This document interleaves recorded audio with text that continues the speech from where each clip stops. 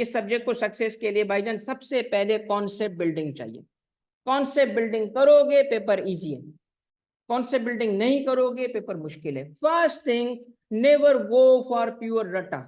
जिंदगी में किसी चीज को अगर ये तुम्हारा अगर अक्ल नहीं चलती ना और अगर समझ नहीं आता ना तो आगे बढ़ो ही नहीं। मैं तो कहता हूँ पहले रुको, बेशक टाइम लगेगा, 10 दिन लगेगा ना एक पॉइंट पिक करोगे, मगर अगले 10 दिन 5 हो जाएंगे नेक्स्ट पॉइंट के लिए, फिर आहिस्ता आहिस्ता से तुम्हारे लिए वो आसान हो जाएंगे। We will focus on concept building. Every provision जो मैं पढ़ाऊंगा, एवरी टॉपिक जो मैं पढ़ाऊंगा उसका मैं कॉन्सेप्ट बनाऊंगा और कॉन्सेप्ट बना के चीजों को एक्सप्लेन करूंगा। उसके बाद क्या है भाई, देखो अमेजोन का जो स्लोगन है ना वो है इट्स ऑलवेज डे वन। हर रोज ऐसे आओ कि जैसे पहले दिन की तरह आ रहे हो, सबसे ज्यादा मेहनत, सबसे ज्यादा एंथुजियाज्म। ऑनलाइन स्टूडेंट्स बेटा काइंडली कंफर्म करें बेटा सब चीजें ठीक है। हाँ हाँ बेटा बिल्कुल सवाल कर सकते हो, मुझे थोड़ा एरिया कवर करने दें ठीक है, क्योंकि मेरे पास इसमें टाइम कम है, बातें बहुत हैं यार। तो मैं अभी आता हूं आपके क्वेश्चंस की तरफ। चलो फोकस करो पहले। भाई पहली चीज क्या, it's always day one, always day one. It is always day one क्या मतलब है, हमेशा आए, रोज आके आप मेहनत करें। कैसे कि जैसे आपका वो पहला दिन है, तो पहले दिन में क्या करेंगे हम, डे वन से आज से ही अगर इस पेपर को पास करना है तो अभी रिजल्ट का भी वेट ना करो कि मैं क्या करूंगा क्या नहीं करूंगा, क्योंकि ये लैंग्वेज है बेटा, ये ऐसी कुछ चल रहे नहीं चल रहे देखो तो जरा। तो अगर आप देखें पहली चीज क्या है, वर्ड्स है ना, चैलेंज है कि नहीं है, एक्सेप्ट करें या छोड़ दें, रिस्क पे ले लें। पास हुआ तो खैर है, वरना तो खैर है, जिंदगी है गुजर ही जाएगी।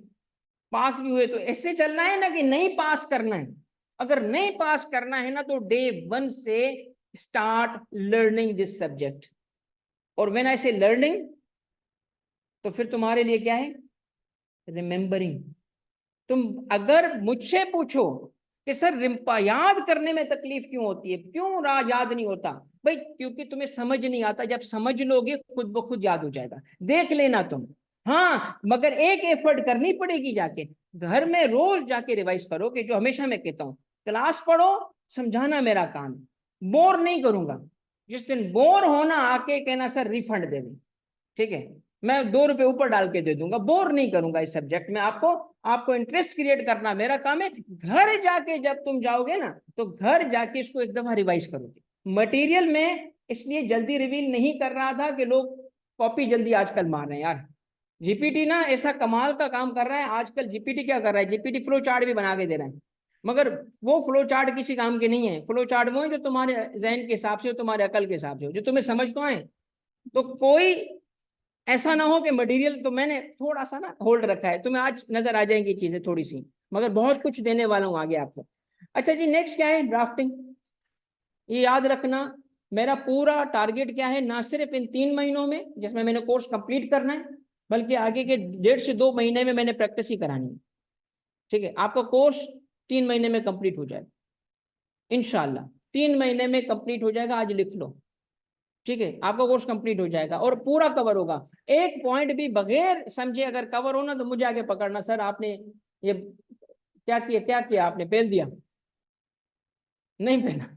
समझ रहे हो, तो आपको एक एक चीज कवर करवाई जाएगी, एक एक चीज, मगर फोकस ड्राफ्टिंग पे मेरा इतना है क्योंकि मैं बिलीव नहीं, बखुदा बता रहा हूं, हल्फिया बता रहा हूं। देखो बाकी चीजें अपनी जगह पे, मुझे एक चीज का पता है, अगर पेपर तेरा पास नहीं होगा मेरा काम भी नहीं होगा। मेरा काम क्या है यार, सारा मुल्क मुझसे पढ़े, वो उसी वक्त होगा ना जब पेपर पास होगा। अब मैं उस चीज को कवर कराऊंगा जो पेपर पास करेगी। ठीक है, यानी एक एक्टर होते हैं ना, नए नए एक्टर्स होते हैं जिनको चीजें नई नई याद नहीं होती, तो वो उनके एक्सप्रेशन भी वैसे होते हैं, आके कैमरे के सामने खड़े होते हैं भूल जाते हैं। तो भाई ये एक्टर पुराना है इस सब्जेक्ट का, टेंशन नहीं लेना। ठीक है, तो ड्राफ्टिंग डे वन से होगी, इसके लिए आपने एक सेपरेट रजिस्टर रखना है, सेपरेट नोटिंग के अलावा, पता है, सेपरेट रजिस्टर। हर टॉपिक के बाद एक पेज खाली होगा, हर टॉपिक कवर करेंगे ना प्रैक्टिस का। मैं आपको बताऊं इस सब्जेक्ट पे केस स्टडीज मेरे पास इतनी है रेलेवेंट टू आई कैप, क्योंकि ये दुनिया भर में कॉमन सब्जेक्ट है, हर जगह पे एक जैसा है। ठीक है, तो इस वजह से इसकी केस स्टडीज आएंगी relevant to I CAP exam. तो मैं आपसे केस स्टडीज लिखवाऊंगा, करो सॉल्व भाई, हर टॉपिक के बाद केस स्टडी सॉल्व करो, लिखो। जब आप लिखोगे ना तो हर टॉपिक के बाद एक पेज खाली होगा। पता है क्यों? क्योंकि शुरू में तो उस पेज पे मैं आके लानत छापूंगा, ये ले शक्ल पे तेरी, याद रखना लानते मिलेंगी टैक्स के तुम लोगों को। और आगे चल के खुद ही कहोगे ये क्या लिखते थे हम, क्या नॉनसेंस था। यकीन कर लो, मैं अपने फर्स्ट ड्राफ्ट जब देखता था ना, जब मैंने चीजें सीखी, तो अल्लाह को शुक्र अदा करता था, मालिक तूने इज्जत बचा ली, ये तो इस लायक ही नहीं था कि मैं पास हो सकता। तो ये ड्राफ्टिंग का जो बेटा पूरा का पूरा गेम है इस सब्जेक्ट में, यकीन कर लो सबसे ज्यादा इंपॉर्टेंट है लिखना, पढ़ने से ज्यादा लेना। क्यों? लिखोगे तो चीजें समझ भी आएंगी, लिखोगे तो आप में एक एबिलिटी क्रिएट होगी, क्योंकि दो चीजें होती हैं बेटा, एक नॉलेज एक स्किल। नॉलेज सिर्फ मेंटल काम है, स्किल फिजिकल है, लिखना पड़ता है, सोचना पड़ता है, ठीक है। आईकेप की बुक पूरी कवर होगी भाईजान। भाई आईकेप की बुक पूरी क्यों कवर होगी सर?